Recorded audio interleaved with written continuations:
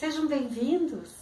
Eu sou a Virgínia e este é o Fala Xinha.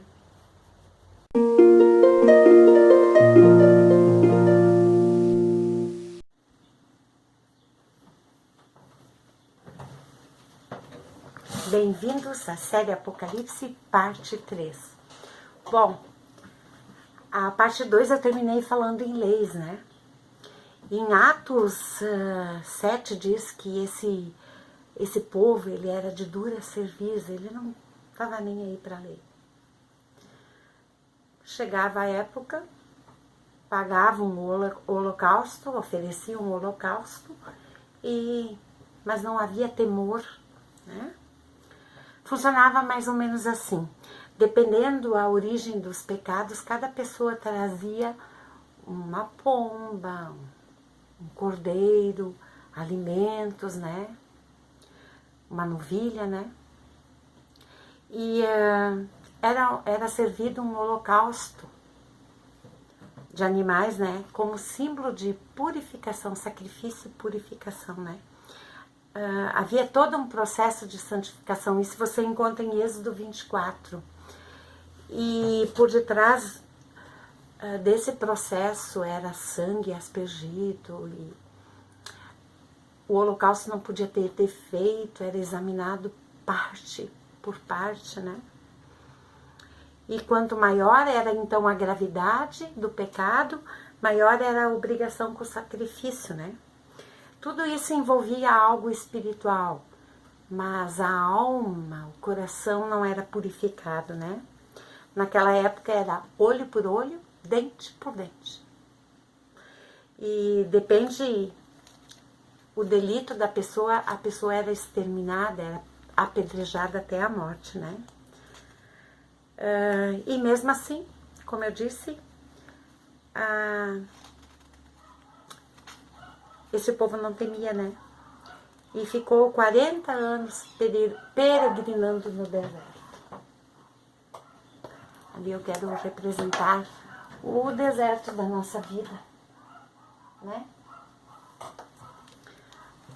Muitas vezes não, sempre, a gente tem que aprender com o deserto, não morrer nele, né? Mas, então esse povo, por desobediência, coisa de 40 dias, 60 dias, eles levaram 40 anos, né? E como na arca de Noé, só alguns escolhidos, Oséias, que foi chamado de Josué por Moisés, e Caleb, essas duas famílias que viram a promessa se cumprindo. E os filhos dos outros, né? Por causa de desobediência e ira, até Moisés acabou não entrando na terra prometida, né? Somente viu ela de longe. Deuteronômio 34 diz isso. E o povo, como eu disse também, já entrando na terra prometida, continuava rebelde, né? Eles viram tantos sinais, tantos prodígios, a abertura do Mar Vermelho, as 10 pragas, né? Uma coluna que seguia eles de noite, outra de dia, e eles não mudavam. Eles tinham a consciência de escravos e só murmuravam, né? E Deus amava tanto eles, mas o amor de Deus não adiantou para eles. Ver esses sinais não adiantou, né? E isso só provava para Deus que é impossível o ser humano cumprir com todas as leis, né? E justamente por isso as leis foram criadas também, para ver que o ser humano necessita de Deus, depende de Deus, precisa depender de Deus, porque ele próprio, na força do braço dele, ele não consegue, né? Daí esse povo acabou somente cumprindo com o ritual, né? A alma estava vazia. E o tempo foi passando, né? E Isaías 1:13 diz que Deus não mais se agradou do povo, dos holocaustos, dos sacrifícios, lua nova, incenso, tudo que as leis pediam, né? Mas, como eu disse, o pai não desistiu do propósito dele, né? Mas ele teria que criar uma raça nova através de um novo nascimento. totalmente, este homem que nascesse, né, teria que ser totalmente diferente do primeiro homem, do primeiro Adão, né? E esse homem teria que enfrentar um processo muito dolorido, constituído de muita coragem. Sua missão seria trazer de volta a autoridade que o primeiro homem deu a Satanás. Isso não era tão simples assim, não era com dinheiro, ouro, prata, né? Teria um desafio, ele teria que cumprir todas as leis, e não podia pecar em nenhuma delas. E então, ele conseguindo cumprir com isso, poderia fazer uma nova aliança em favor do homem, né? E é através dessa aliança que ele poderia derrotar Satanás. Caso contrário, se ele não conseguisse fazer isso, tudo estaria acabado, né?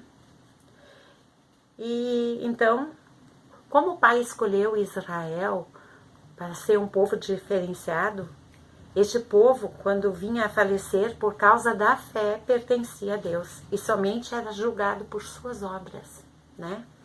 Mas infelizmente milhares acabaram morrendo e indo para o lado de Satanás, né? E Deus queria filhos semelhantes a Jesus e não estava acontecendo, né? E como ele tinha prometido um libertador como Moisés, ele teria que cumprir com essa promessa, né? E ele mandando esse libertador, esta raça seria desigual e eterna. Aliás, como o homem não nasceu para morrer, né? Depois eu explico melhor ainda isso. Então, por fé, o povo de Israel aguardou ansiosamente o Messias, que é o ungido, Christus, escrito C-H-R-I-S-T-U-S, prometido, né? Porém, muitos morreram sem ver essa promessa. Deus não queria, mas para que o propósito dele continuasse de em pé, Deus queria ser só Deus Pai, Deus Criador, ele teve que ser Deus Salvador. Então, por amor, ele teria que cumprir essa promessa, né? Daí o plano original dele de ter uma família de muitos filhos semelhantes a Jesus aconteceria, né? Em Gênesis 22, você pode ler a história que Deus cobrou Isaac de Abraão. Deus queria ver até que ponto Abraão ia oferecer Isaac em sacrifício. E ele estava pronto para matar o seu filho, por amor a Deus. E Deus disse, não precisa. E ainda ofereceu o holocausto. Isso é no versículo 13, tá? Ou ele ofereceu um carneiro. Gênesis 22, 13. Ali Deus estava mostrando já, subentendendo o que ele ia fazer, né? Ele ia providenciar o cordeiro, ele ia providenciar o cordeiro, o holocausto sem mácula, né? Então, Deus Pai, em favor do povo, enviou Jesus e forneceu esse holocausto. Deve ter sido muito difícil para Deus, né? Deve ter sido muito difícil para Jesus, né? Ele que era o Filho unigênito, aceitou perder seu reinado, seu lugar de majestade, sua vida, pelo mesmo motivo que Deus tem pelo ser humano, por amor. Então, Jesus foi o libertador prometido desde Gênesis, né? Ele é a solução, a única maneira de resolver o problema do pecado, né? De reaver aquilo que Adão havia perdido para o inimigo, né? Leis não surtiram efeito, a dívida impagável e sem fiança do homem contra Deus e com direito a Satanás estava no sangue. E em seus pensamentos, em suas palavras, em suas ações, principalmente dentro do coração. Então, o Senhor Jesus, sabendo do propósito de Deus, com sua morte cumpriu, pagando toda a dívida do pecado que havia contra o homem. E além de aniquilar esta dívida, comprou algo que o homem havia perdido para Satanás, a semelhança de Deus. Sim, e a vida eterna de volta. A vida, né? Então, essa realidade não devia passar despercebida por nós humanos, né? Jesus veio para cumprir o propósito que Deus teve lá no início com Adão, ter filhos santos como ele. E Jesus, sacrificando-se, né, deu-nos novamente o direito de participar disso, de sermos essa família de muitos filhos, essa família gloriosa como Deus sempre quis, né? Nem sempre a gente se dá conta do que Jesus sofreu, né? Ele vivia num reino perfeito, né? Majestoso, sem doença, sem dor, sem fome, sem frio, totalmente diferente daqui, e abriu mão de tudo isso, né? E como, já que tivesse que dar a vida por nós, como morreria se ele era imortal? Se ele era um Deus? Pois é. O Filho de Deus, um ser supremo, soberano, deveria tornar-se mortal. Um homem comum, para que o plano de Deus com seu povo não perecesse e tivesse uma vida longa e eterna. Sempre comento, não tem nada a ver, mas para você entender. Alguém chega para você e diz assim: fulano, fulana, você tem uma missão aqui na Terra. Eu, qual? Salvar um formigueiro. Ué? Fácil. Eu salvo o formigueiro. Mas tem um porém. Você precisa se tornar uma formiga. Imagina o que Jesus perdeu. Abriu mão por amor a ti, a mim, a todos nós. Muito mais que isso. Mas eu dei esse exemplo só para você entender um pouco, né? Ele era um Deus imortal e se fez humano e veio em carne. É algo inexplicável. Aconteceu uma vez só e vai acontecer só aquela vez. Nunca mais vai acontecer de novo. Completamente de Adão, diferente, né? Ele foi criado do pó da terra, Adão, né? E Jesus veio do ventre da Virgem Maria, né? Precisamos compreender que Deus, eu estou lendo uma parte que eu escrevo no meu livro, tá? Precisamos compreender que Deus é um Pai perfeito que odeia o pecado, mas ama o ser humano. E Ele quis que a gente vivesse aqui sem doença, sem dor. Tudo o que Jesus viveu lá, Ele queria que nós vivêssemos aqui, mas por causa do pecado, né? A gente seria condenado eternamente. Gênesis 2,17 diz isso. Então, Jesus veio para mudar esse quadro. Mas já pensou se Cristo fracassasse? Tudo estaria perdido. Então, o Pai sofreu, Ele correu o risco, mas enviou o antídoto, o libertador, o Cristo prometido. Todo mundo conhece, os cristãos conhecem, João 3,16, Deus amou o mundo de tal maneira que deu seu único Filho, para que todo que nele crê não pereça, mas tenha a vida eterna. Assim Jesus veio ao mundo, se fez carne, conforme João 1,14, habitou entre nós, né? E em Mateus 1, 18 a 25 confirma que Jesus veio em carne através de uma virgem, não sem pecado, né, mas pura, e concebeu do Espírito Santo. Algo que nossa mente humana não consegue entender. Mas como eu falei, Deus é Deus e a gente vive por fé, né? Como eu disse, foi um momento único, jamais houve antes e jamais haverá novamente. Deus, junto de Yeshua, que é Jesus, criou a terra, né?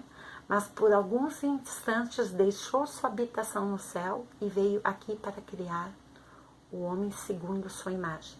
Depois Jesus deixou sua habitação no céu e veio junto ao homem para recuperar isso. Entende? Mas ele veio diferente de Adão, né? Jesus nasceu numa humilde manjedoura e por causa da promessa feita a Maria, depois, desde pequeno, Satanás queria destruí-lo através de Herodes. Mateus 2, 16, 18 diz isso, né? Herodes estava preocupado, Satanás, aliás, estava preocupado com mais essa concepção de Deus, né? E ele queria que esse plano falhasse e fez de tudo para impedir o crescimento de Jesus, mas não conseguiu. Assim como Isaac e Moisés foram poupados, Deus vigiou e tomou conta de Jesus desde o ventre de Maria. Deuteronômio 22, 23 a 24 diz isso. Então, Jesus cresceu numa família simples. O pai dele, terrestre aqui, o José, era carpinteiro, né? A sua vida foi simples, ele foi exemplo de filho obediente e cresceu nos ensinamentos de temor do Senhor. Adulto, batizou-se, depois Satanás o tentou no deserto, mas esse teve que fugir, porque Jesus o desmantelava com a palavra. Por isso que é tão importante quando a gente se unir a Cristo. Quando a gente passar um deserto na vida, a gente está firmado em Cristo e na sua palavra. E tem uma palavra que diz em Tiago: submetei-vos a Deus, resisti ao diabo e ele fugirá de vós, né? Então, Jesus tinha sentimentos, dor, sofreu tentações também, tribulações, perseguições, provocação, blasfêmia, frio, fome, calor, né, sede. E o diabo tenta deturpar a história dele com contos mentirosos, blasfema. Mas os filhos de Deus sabem que o diabo é o pai da mentira, né? Como diz o ditado, mentira tem perna curta, né? Cedo ou tarde a sua máscara cairá. E Jesus foi tentado, mas ele venceu a tentação, não pecou. 2 Coríntios 5, 20 a 21. E é isso que importa, né? A palavra diz que nele não havia dolo nenhum, né? E como conta a história, ele foi perfeito, irrepreensível, obteve sucesso porque amava o Pai e também o homem. Por isso aguentou firme as chicotadas, a dor, a coroa de espinhos cravada na cabeça e não renunciou. Leia Filipenses 2, 5 a 8. Esta era a intenção de Satanás, para que Jesus pecasse contra o Pai, como o casal Adão fez, e renunciasse. Bom, lá no Egito, quando foi instituída a Páscoa, um novilho deveria ser morto e seu sangue aspergido nos umbrais, né, nas casas dos filhos de Deus. Assim não haveria morte e posteriormente foram libertos, né? E quando Jesus veio, ele não invalidou a Páscoa, mas comemorou-a. Mateus 26, 17 a 30 diz isso. Conforme pedia a lei, ele comemorou a Páscoa e fez mais. Ele se entregou como holocausto, como um cordeiro sem mácula, sem pecado. Isto é, ele fez o mesmo em nosso lugar, morrendo. Aspergiu e espalhou seu sangue naquela cruz, como se fosse os umbrais de nossa casa, que é o nosso coração. E assim trouxe libertação. Grave bem, Jesus não quebrou as leis, mas as cumpriu em meu e teu lugar, né? E assim não haverá mais morte para um filho de Deus. Morte que eu digo é morte eterna, não a física. Como falei lá em Romanos 6, 23 diz, porque o salário do pecado é a morte. Mas, continua, mas o dom gratuito de Deus é a vida eterna em Cristo Jesus, nosso Senhor. Tá gostando? Aguarde a parte 4. Dê um joinha, se inscreve e compartilha. Deus te abençoe.